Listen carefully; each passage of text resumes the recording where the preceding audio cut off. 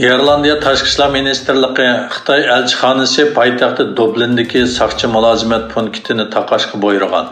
Buningdan burun Gollandiya Tashqi ishlar ministrligi mazkur davlatdagi Xitoy soqchixonalari haqida tekshirish boshlanganligini e'lon qilgan edi. İrlandiya taratqullarining 27 oktyabr xabar qilishicha, Xitoy qonun ijro qilish organlarining chet ellarda soqchixona ta'sis qilganligi haqidagi xabarlar o'tirib chiqqandan keyin İrlandiya Tashqi ishlar ministrligi Dublin shahar markazidagi bir Xitoy soqchi mulozimat markazini taqashga buyurgan. Egilinishcha, Fuju Chetel soqchi mulozimat punkti bu yilning 5-ida Dublin shahar markazidagi Kafil ko'chasida ochilgan. Bexatarlik muhofizlari nomli bir kishilik huquq tashkiloti e'lon qilgan dokladda aytilishicha, Dublindagi bu soqchi punkti Cheteldagi Xitoy qonun ijro qilish ishxonalari to'rining bir qismi bo'lib, bu soqchi punktlardan ba'zilari Xitoy ko'chmanlarini yurtiga qaytishga ko'ndirgan. Ularning ba'zilari jinoiy ayblashlarga duch kelgan.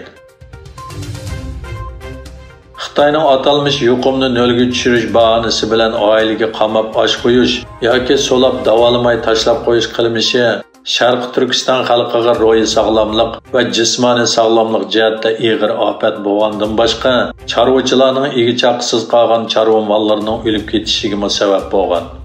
Vaziyatdan xabardor kishilarning inkos qilishicha, G'oljida ochliqdan o'lim voqealari yuz bergan yaqinqi oylarda Xitoy doiralari maxsus xodim ajratib jasadlarni to'plagan.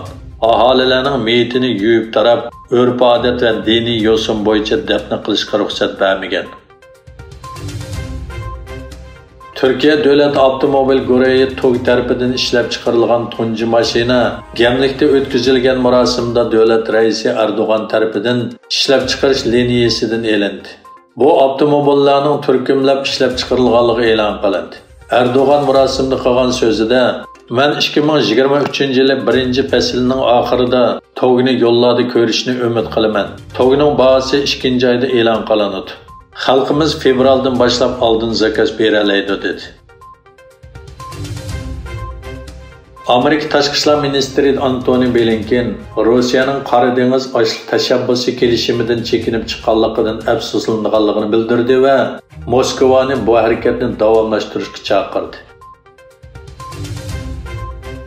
Koreyaning poytaxti Seulda o'tkazilgan Halloween, ya'ni Jadilar bayramida 151 odam dasilib qazo qildi. Koreya raisi Yoon Sung Yeol yakshanba kunni davlat motam kuni deb e'lon qildi.